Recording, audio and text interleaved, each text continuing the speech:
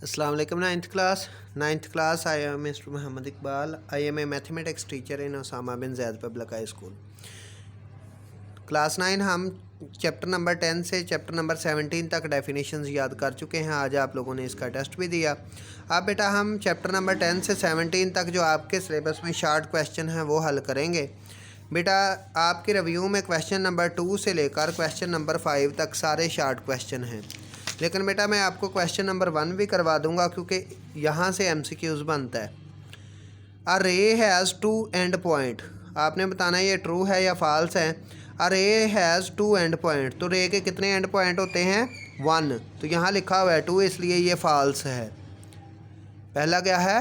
False है। दूसरा देखें, in a triangle there can be only one right angle triangle, कि एक ट्राइंगल में in a triangle there can be only one right angle, तो बेटा ये ठीक है कि एक ट्राइंगल में सिर्फ एक ही राइट एंगल हो सकता है। उसके बाद तीसरा देखें, there 3 points are said to be collinear if they lie on the same line, ये भी ठीक है बेटा कि अगर 3 पॉइंट एक ही लाइन पर आए तो उनको कोलिनियर पॉइंट कहते हैं। 2 parallel lines intersect at A point, बेटा 2 पैरेलल लाइनें आपस में एक पॉइंट पर कट करती हैं, बेटा फॉल्स है। ये सामने अगर 2 लाइंस हैं तो बेटा ये कभी भी आपस में एक दूसरे को कट नहीं करेंगी, पैरेलल लाइन कभी नहीं कट करती, फॉल्स है। 2 lines can intersect at only 1 point only, बेटा ये ट्रू है। 2 लाइनें याद रखना ज़िंदगी में कि हमेशा एक ही पॉइंट पर कट कर सकती हैं, एक से ज़्यादा पॉइंट पर नहीं।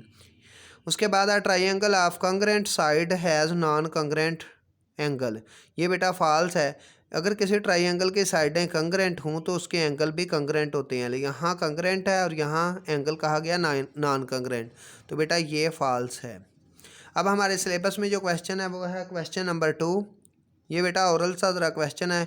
इफ़ ट्राइंगल ABC बराबर है ट्राइंगल यानी कि कंग्रेंट है ट्राइंगल LMN के, देन ये ट्राइंगल ABC है और ये ट्राइंगल आपके सामने LM और N है, LMN और ABC। हमसे पूछा गया कि हमने ये लिखना है मेजर एंगल M कितना है, तो बेटा अगर 2 ट्राइंगल कंग्रेंट हों तो इनके क्रॉसपोंडिंग एंगल्स भी कंग्रेंट होंगे। तो यहाँ से देखें M पूछा कितना होगा, तो यहाँ से देखकर बताएं कि M एंगल कितना होगा, यानी कि किसके कंग्रेंट होगा ये बताना है हमने। तो यहाँ पर M30 है, यहाँ पर बेटा B30 है, तो इट मीन्स M कंग्रेंट होगा मेजर एंगल B के। हमने यहाँ पर लिख देना है मेजर एंगल B। M किसके कंग्रेंट है? मेजर एंगल B के, क्योंकि M30 तो B भी 30। फिर बेटा N अगर 60 है तो इधर देखना कि इस ट्राइंगल में 60 कौन सा एंगल है? C, तो हमने लिख देना है मेजर एंगल C। उसके बाद बेटा L मेजर एंगल A है जो वो 90 है, तो इधर इस ट्राइंगल में देखें तो मेजर एंगल L 90 है, तो हमने लिखना है मेजर एंगल A कंग्रेंट है मेजर एंगल L के। तो ये बेटा आपका क्वेश्चन नंबर 2 था, जस्ट आपने फिल इन द ब्लैंक्स करनी थी। एक और क्वेश्चन बेटा, ये क्वेश्चन नंबर 2 बुक पे ही हल हो जाना है, क्वेश्चन नंबर 3 भी बुक पे ही हल हो जाएगा। लिखा हुआ है इफ़ ट्राइंगल ABC कंग्रेंट है ट्राइंगल LMN के, then find the value of unknown X, तो इस ट्राइंगल में आपने X की वैल्यू फाइंड आउट करनी है। बेटा अगर पेपर में क्वेश्चन आए तो आपने फिगर लाजमी बनाना होती है, क्योंकि फर्जी सी है इसमें बेटा आपने मेजर कुछ नहीं करना, जस्ट इस जैसी फिगर बना के फिर क्वेश्चन हल करना, और फिगर जो भी बनानी होती है वो लेड पेंसिल और स्केल से बनानी है। अब ये 2 ट्राइंगल कंग्रेंट है तो हमने X की वैल्यू फाइंड आउट करनी है। तो हमने सबसे पहले लिखना है it is given triangle ABC congruent है ट्राइंगल LMN के। अगर ये दोनों ट्राइंगल कंग्रेंट हैं तो so there corresponding angles will also congruent, तो उनके क्रॉसपॉन्डिंग एंगल भी कंग्रेंट होंगे। तो यहाँ से देखें बेटा 40 डिग्री 40 डिग्री के इक्वल है, 80 डिग्री 80 डिग्री के इक्वल है, तो फिर मेजर एंगल X किसके इक्वल होगा? मेजर एंगल 60 के। तो बेटा X इक्वल होगा 60 डिग्री, यानी कि पहले हम लिखेंगे मेजर एंगल N, ये कंग्रेंट है मेजर एंगल C के, तो मेजर एंगल N की जगह पे X लिख देंगे कि X इक्वल है मेजर एंगल 60 डिग्री के। तो ये बेटा इस सवाल का आंसर है। फिर समझ लें, दो ट्राइंगल कंग्रेंट है तो इनको अपोजिट एंगल भी कंग्रेंट होंगे। यहाँ से देखें 80 डिग्री 80 डिग्री के इक्वल है, 40 डिग्री 40 डिग्री के इक्वल है, तो फिर एक्स की जगह पर क्या आएगा 60 डिग्री। तो ये आपका क्वेश्चन नंबर 1 2 3 हल कर दिया है। नेक्स्ट वीडियो में बेटा क्वेश्चन नंबर 4 और 5 हल करते हैं जो कि वेरी इंपॉर्टेंट है। जी बेटा अब इसका क्वेश्चन पेज नंबर 198, इसका question number 4 very important question है, बार बार पेपर में आता है। ये एक ट्राइंगल दी गई है, ट्राइंगल में ए बी सी, बीच में डी है। तो बेटा कहा गया find the value of unknown for the given congruent triangles. ये दोनों कंग्रेंट ट्राइंगल्स हैं, यानी कि इसकी ये वाली साइडें आपस में इक्वल हैं, नीचे वाली साइडें आपस में इक्वल हैं। ये एंगल 90, ये 90।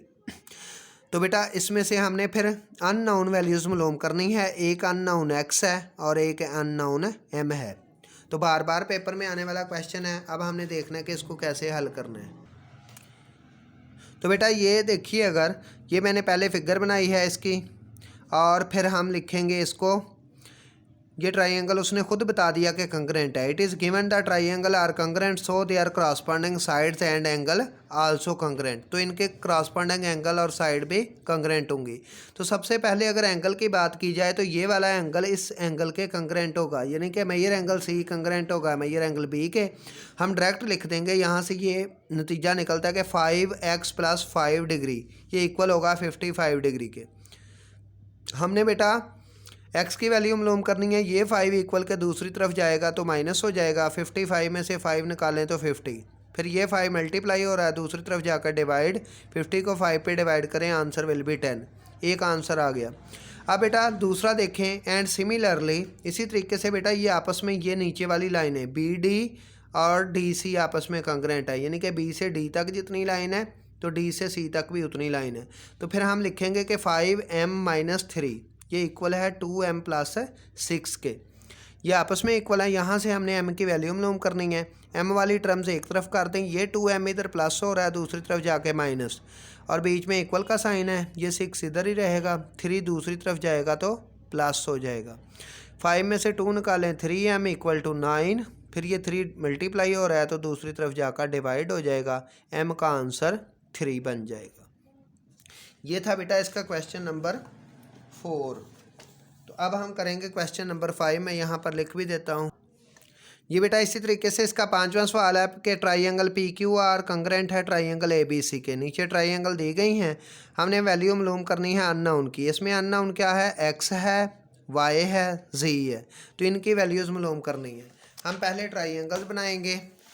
ये बेटा ट्राइंगल जैसे बनाई हुई थी, फर्जी सी आपने बनानी होती हैं, लेकिन लेड पेंसिल और स्केल का यूज़ करना है।